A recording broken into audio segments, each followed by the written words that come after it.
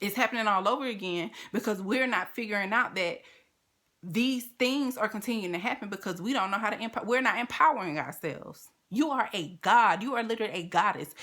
I will say this a million times. When you're born into this earth, when God decides to spend, when the divine decides to send your spirit to do another bid and do another life cycle here on earth, you are born to a mother and a father. That comes with you being already born with different energies and karmic things born into you that can or cannot that can either be magnified or that can be broken depending on how you're raised. But when your spirit is born, when that spirit comes back time and time again, life after life, that is pure God DNA. God does not have, when you're born, when your spirit is born purely from God. So there's nothing that's tainting that. Now, your wounds and your regressive teachings and the things that you have been conditioned to believe that are not for your greatest and highest good, that dense energy and those things that are not for you, they suppress your divinity.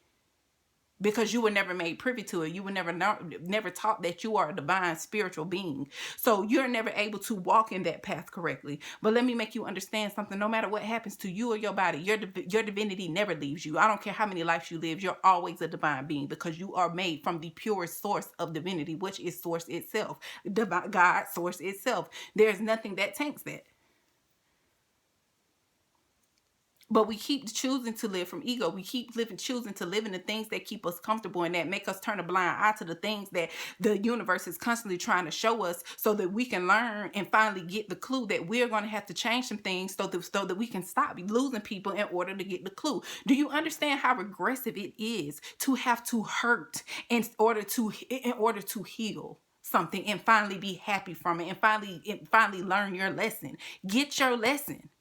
Learn your lesson. Understand your lesson when you get it. And we're not doing that as a people, which is why we're constantly seeing these cycles generation after generation, decade after decade. How many more people are going to have to step up for us until we finally can step up for ourselves? How many more people got to lose their lives for us finally to get that we are our own problem?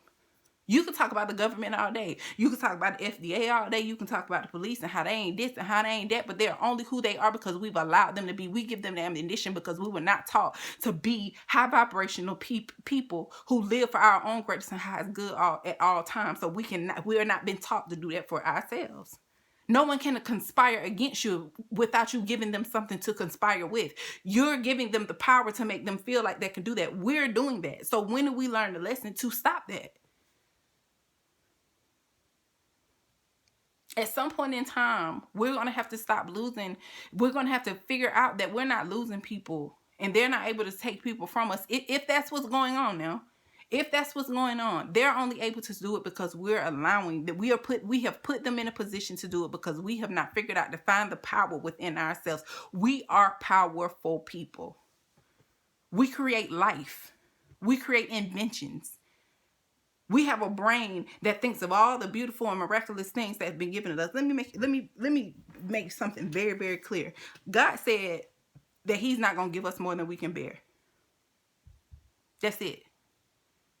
So do you really think that he put you on an earth that you have no way of managing? That he put you in situations and allow you to be up under people and not help you, not imprint your soul and your divinity with a way of being able to manage these different situations? We do not need these people who tell us what to do. We do not have to have things the way that they are. This is why I keep telling y'all, all of these things that we're allowing to, like the government and all these major these entities, they're going to start to crumble. But they're not going to crumble until we start to break down the walls and the blockages within our mindsets and empower ourselves enough to be able to govern ourselves, to be able to police ourselves. What can the government do if they have nothing to govern? What can the police do if they have nothing to police? If we can mediate ourselves because we've become so aligned within and reach such a place of balance and temperance and become so unconditionally loving and gotten back to the divinity that we are, what would they have to do? We can manage ourselves. We can handle things ourselves, but we're continuing to give these people power because we don't see how powerful we are. And I know right now it's somebody like, no, she don't know what she's talking about. She's just saying whatever she's saying. Let me explain something to you. Nothing that's been put in my head was put in my head for no reason. This brain and this mission that I'm on was set up how it was set up for a reason. It was set up how it was set up for a reason. There's nothing that I'm telling you that you're incapable of doing, but you don't think you're incapable because you don't love yourself enough to realize that you are powerful and that you're capable of creating the life and the way of living that you want to see. We as a people live on this world together because we have the power to come together and make it the best, but we have to learn how to first do that within ourselves. That's just like when it comes to us in relationships. We want love so bad, but you don't get the love you want if you're not the love that you want to see. If you don't have the love for yourself within, how somebody else gonna come along and love you? And even if they did come along and love you the proper way, how would you even know what it is or how to receive it? If you don't know what it is, you wouldn't even know how to handle it because you run from it because you're not in a place that makes you feel that you're deserving of it.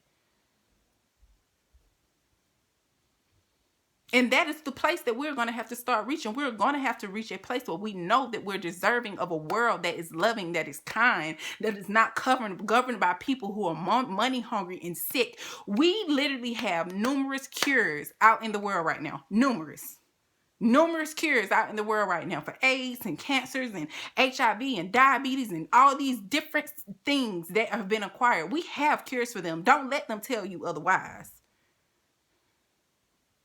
But we have become a world so sick with the need for money and the need for power and the need for control that we don't even have, that won't even do anything for us when we're not in this life anymore, that we will watch each other die, watch each other be sick, watch each other spend our last for a prescription instead of just helping someone to get past that illness and get past that whatever they're going through and whatever they're dealing with. And I know it's people who are like, well, if they got AIDS or if they got this, that means they weren't doing what they supposed to do. That ain't true. It's people who are born with AIDS. It's people who got AIDS and didn't even know it. Who got stuck with a needle that was not clean by someone who was not on their P's and Q's that day. But we will let these people suffer just because we want to keep pumping them with medicine that we know they don't need because we know we got a cure sitting somewhere. Do you understand how egoic and how sick that is to do that to somebody who look, breathe, and act just like you, but you only don't care because you want to keep your pockets fat and full and you can't even take that money with you when you leave this earth? Do you know how sick that is? But we allow it because we refuse to empower ourselves in our divinity. We refuse to empower ourselves in our self-love. We refuse to empower ourselves in the God and Goddess that we are. You are not a victim. You are a victor. You were born from the God of victory who can make sure that you have every bit of victory that you want in every platform and place that you go.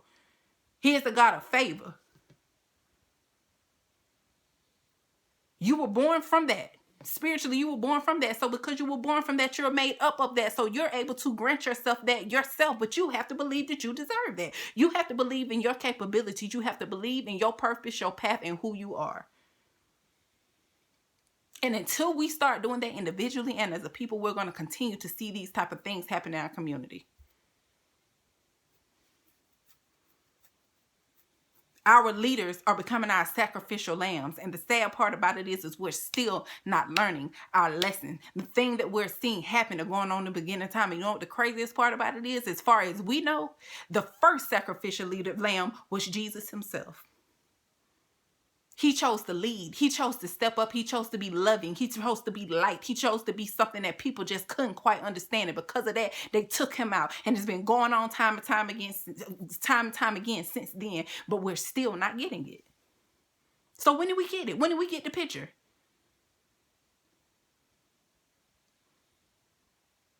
At the end of the day, these people we don't need them. They need us. We don't need them. They need us. And guess what? They won't even need us once we figure out how to all empower ourselves. And I'm not saying that we should go and harass these people and take them down and riot and do all of these crazy things because their people do. What I'm saying is this.